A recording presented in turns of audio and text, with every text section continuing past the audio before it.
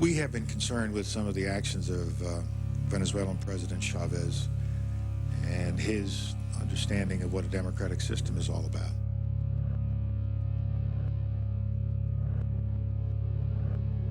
This is a dangerous enemy to our south, controlling a huge pool of oil that could hurt us very bad. We have the ability to take him out, and I think the time has come that we exercise that ability to get rid of one, strong-arm dictator. It's a whole lot easier to have some of the covert operatives do the job and then get it over with. Why do they want to eliminate Hugo Chavez?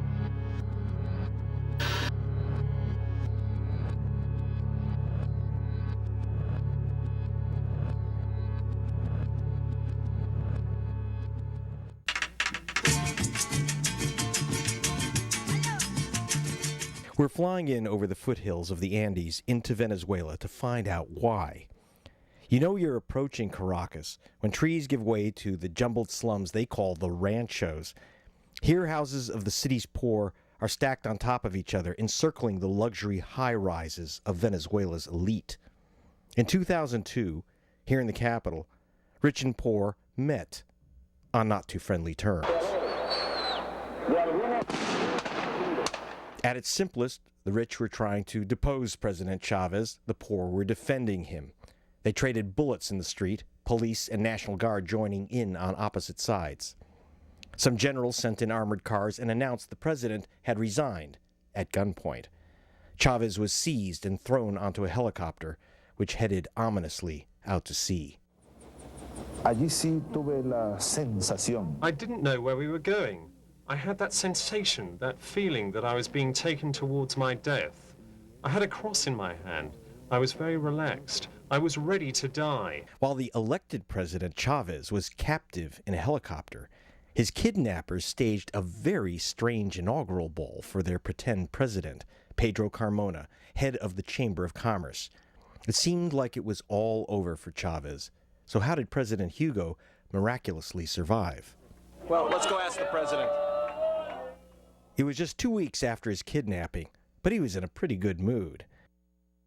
Over coffee, he answered my question about his miraculous survival by cryptically quoting the French philosopher Montesquieu. Decía Montesquieu that Montesquieu said que uno debe that one Montesquieu, perdón. Montesquieu, gracias, que uno debe that one should ser capaz, be able el líder, the leader should be able de mirar to see la ola de los acontecimientos the wave of events coming y cabalgar. and to ride the wave. I learned that this revolutionary surfer dude survived, indeed, by seeing the coup d'etat wave in advance. On the night of the coup, at 3 a.m., I reached the head of Venezuela's Air Force on one of the only cell phone lines open in the nation, and discovered that while 1 million citizens marched on the palace to surround the coup leaders on the outside, on the inside, wave watcher Chavez had secretly hidden commandos inside secret passageways in the palace. The coup leaders were told, "Bring back Chavez or die." The coup leaders returned the president right to his desk while the public celebrated in the street. But before the coup leaders ran for their lives, a character named Charles Shapiro, the U.S. ambassador, ran down from the U.S. embassy to have his photo taken with the hostage takers. Weirdly, I was able to meet with the man who directed the kidnapping of Hugo Chavez, the wannabe president, Pedro Carmona. I wanted his version of events, and I knew where to find him. He was kept under guard inside his ritzy apartment. Carmona's under house arrest. They're not going to let us bring in the cameras. So we took this film with a high-powered lens from a quarter mile away, and I got in with a hidden tape recorder. When you were arrested, were you afraid? Where? No, never. Carmona told me about his busy day as self-proclaimed president. He disbanded both the National Assembly and Supreme Court. Not a popular move.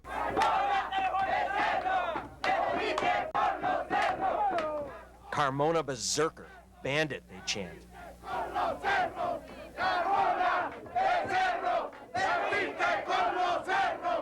And worse, a puppet of Uncle Sam. The United States wants to oust President Chavez from power because they want our oil. Chavez! Chavez! Chavez! The United States don't have the clean hands. Chavistas say the evidence points straight to the U.S. Embassy. Why were American military officers at the base where Chavez was held, and why did Ambassador Shapiro rush down the hill to meet with the coup leaders? When I asked Carmona about the meeting, he was a little coy. Ambassador Shapiro. Yes. What did he tell you? Well, he was just collecting information. Just collecting information? President Chavez has a very different view of Uncle Sam's role in the coup d'etat. Yo tengo, por ejemplo, pruebas y las tengo por escrito. I have, for example, proof, the written proof. I have the time of the entries and exits of the 2 military officers from the United States into the headquarters of the coup plotters. Tengo sus nombres. I have their names, who they met with, what they said, proof on video and on still photographs. Chavez, I learned, was warned by the U.S. State Department not to blame the coup on George Bush, but he came close. Y en verdad tengo en mis manos. I have in my hands a radar image of a military vessel that came into Venezuela water on the 13th of April. I have radar images of a helicopter that takes off from that ship and flies over Venezuela, and of other planes that violated Venezuela airspace. Por eso el pueblo nunca lo creyó. Ahora a trabajar todo el mundo. Chavez supporters are convinced that the Bush administration is out to overthrow their man, and here, at a May Day rally, they've taken to the streets 1 million strong to defend him and denounce George Bush. Is Chavez just imagining that Bush was behind the coup? If the Chavistas' reaction to George Bush's involvement in their politics seems a bit paranoid, they actually have much to fear, according to these documents obtained by a U.S. investigator. And still appear on the there front. you I've been are. on the front. Eva Gollinger uncovered the evidence that showed that the CIA knew about the 2002 coup in advance. We know 5 days before the CIA had all the plans, so they were highly elaborated. They knew who was planning the coup. They knew how it was going to happen. They also financed the opposition. They tried to overthrow the government. They backed and financed the coup against President Chavez in April 2002. Yeah, how do you know that? They gave them, because I've been obtaining documents from the U.S. government using the Freedom of Information Act. I've got hard evidence of it. After publishing her State Department documents, she found herself on a list used by right-wing hitmen, and now she lives in hiding.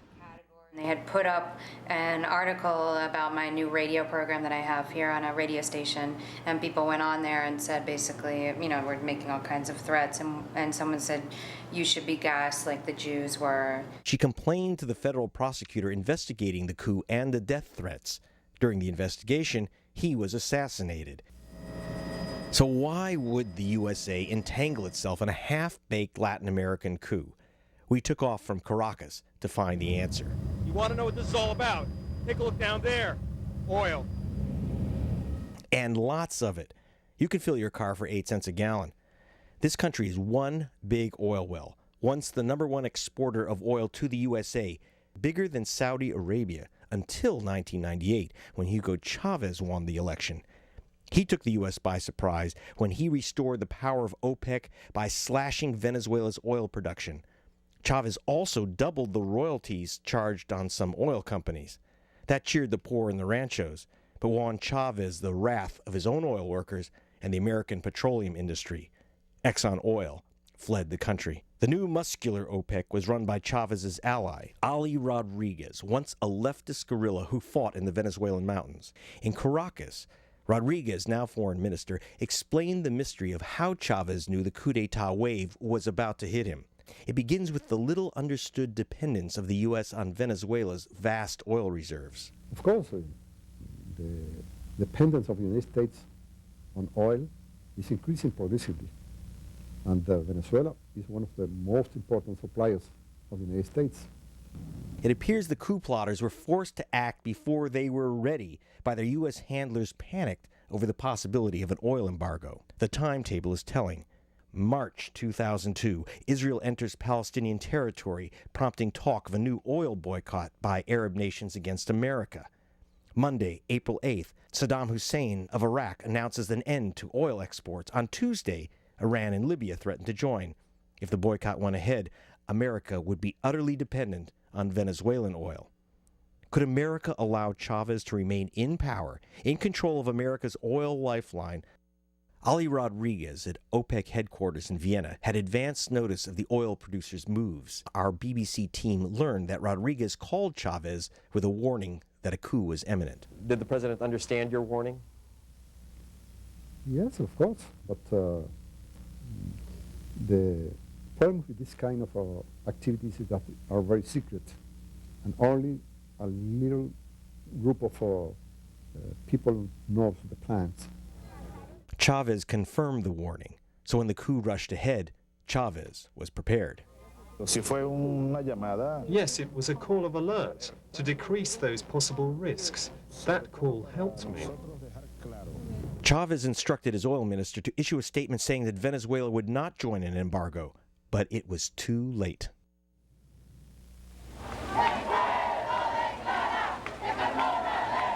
In the aftermath of the coup, militant Chavistas demanded rough justice for Carmona's crew, but Venezuela has returned to its older, gentlemanly ways.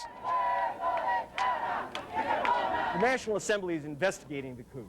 It's quite polite in here, considering that just days ago, these guys were pointing guns at each other. Inside, Carmona, coup leader, had been summoned from house arrest by the National Assembly. He insisted his bungled ousting of Chavez wasn't really a coup. The Assembly wants to know about American involvement. Later, Chavez deliberately let Carmona escape to Colombia.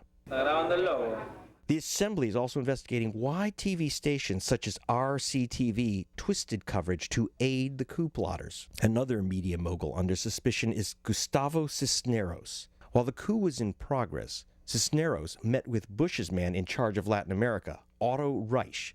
Propaganda is Reich's forte. He's infamous for his role in the illegal funding of Contra terrorists who try to overthrow Nicaragua's government.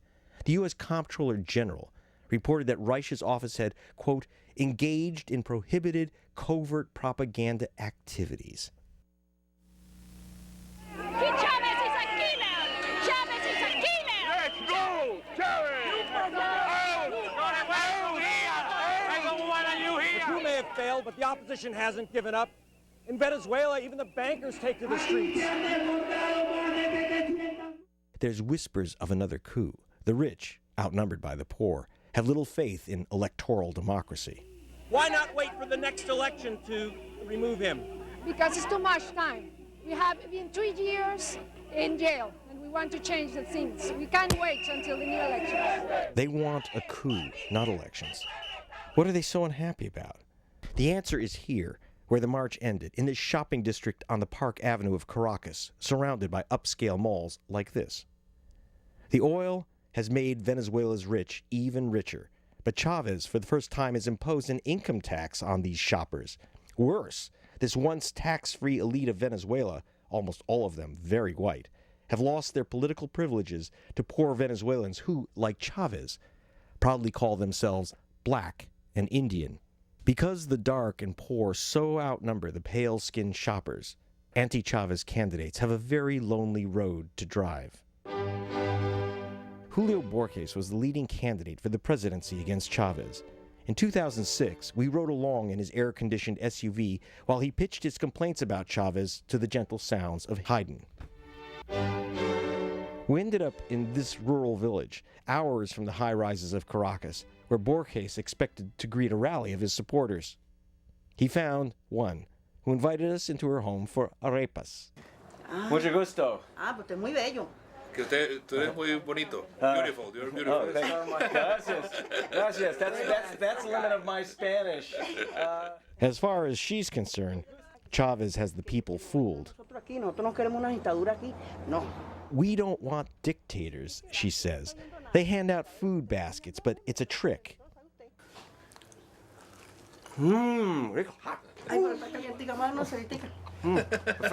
We returned to the very same village the next day, where Borges' opponent appeared. The reaction was slightly different.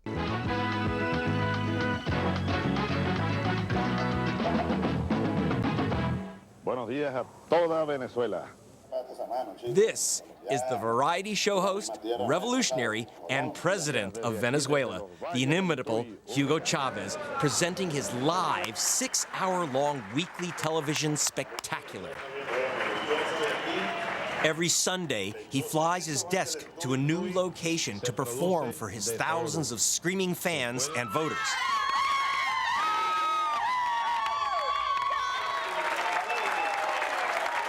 To George Bush, he's a demagogue awash in oil money. To this audience, he's a hero, savior. Cuando yo quiera devolver, no serás tú quien lo decida. And wannabe Frank Sinatra. Welcome to the latest edition of South American Idol. Why are these people treating Chavez like Elvis gone Latin? It's not just the oil money from American drivers, it's how Chavez has spent these oil riches. Let's go see what the money from the gringos in their SUVs bought. In barrios like this, there's a happy bounce. Chavez has finally tackled the health and education problems suffered by Venezuela's poor. He's imported 15,000 Cuban doctors and teachers, too. Before Chavez spread the oil wealth, 55% of the population lived in poverty. Now poverty is down by a third, and 1.5 million people have been taught to read. In this building, we found a new Cuban clinic, and I ran into a resident who had picked up English while working in Trinidad. We are the only country on this planet that has so much, or have so many changes in the social aspect. Medical attention, free. We can never get free operations, x-rays, medicines, or education also. People who never knew how to read and write, now know how to sign their own papers and everything. This is Arturo Quiron. He invited me upstairs for a cold one. Chavez, he says, has changed the way the oil money is handled. 10, 15 years ago, Carlos Perez, there was a lot of oil money here in Venezuela. The oil boom, we call it. Okay, here in Venezuela, there was a lot of money entering the country, but we didn't see it. When our BBC team was here in 2002, people weren't so happy. A coup and a strike by oil company managers left the economy in ruins, and Chavez's long-term survival in doubt. But then, a cowboy rode out of the north and saved Hugo Chavez.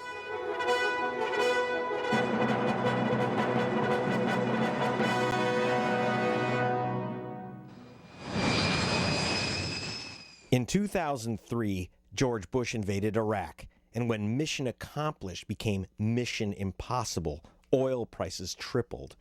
The explosion in the price of oil dumped $50 billion into Hugo Chavez's lap, most of that from the United States. But it's not only Venezuela's poor who are enjoying Hugo Chavez's oil-pumped largesse. Everyone on the continent is trying to jump into Santa Hugo's sleigh. Hugo Chavez has called all the bankers of Latin America together, and when Chavez speaks, they listen.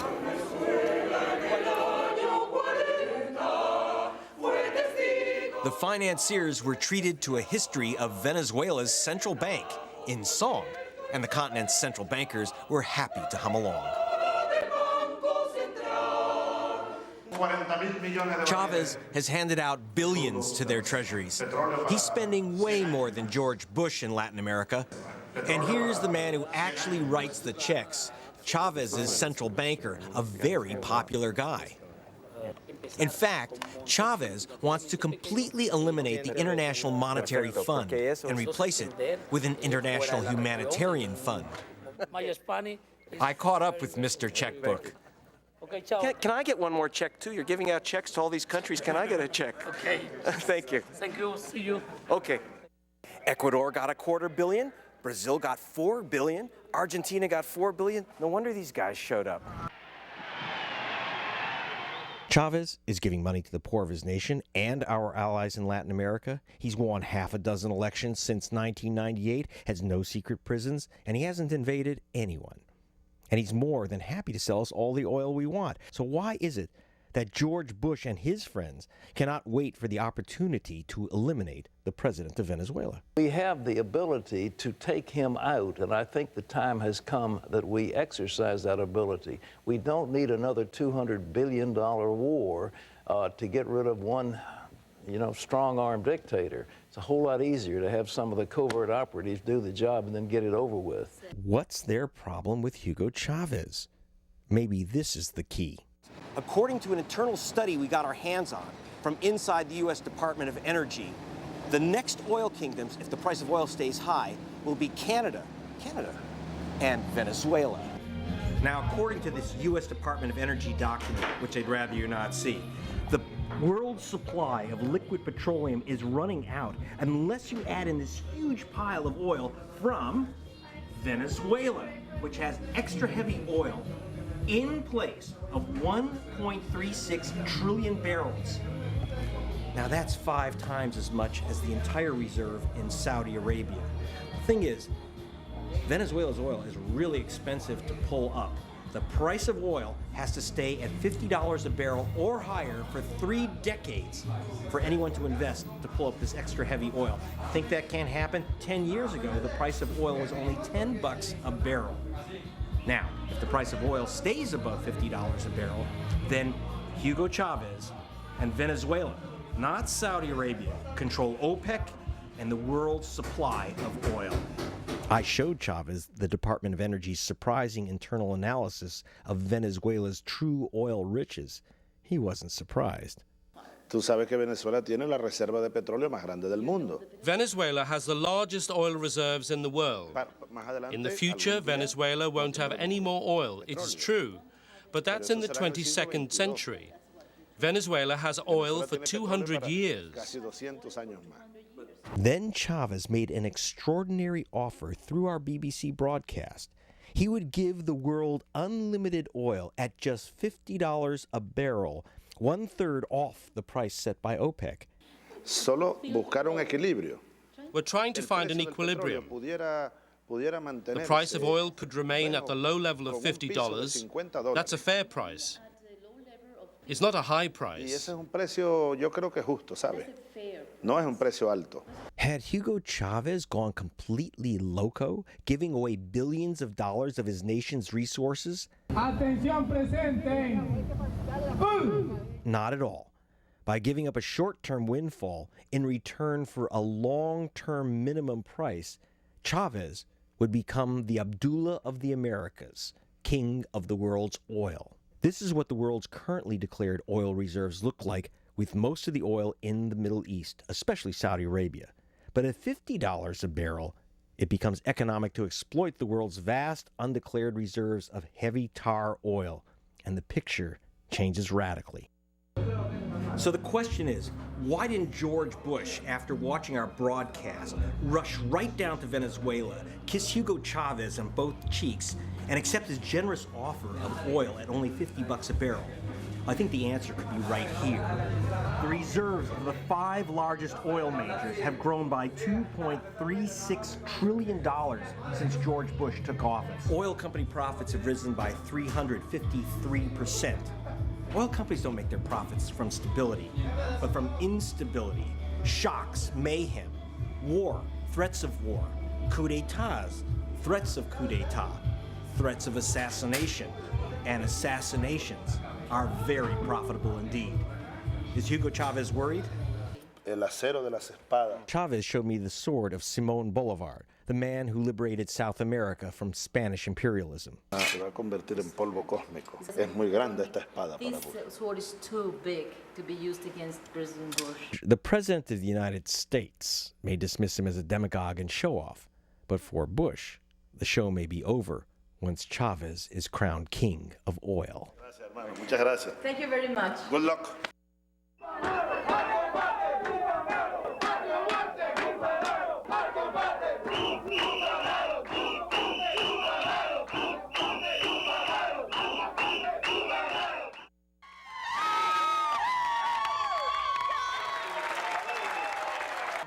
Cuando yo quieras devolver, no serás tú quien lo decida.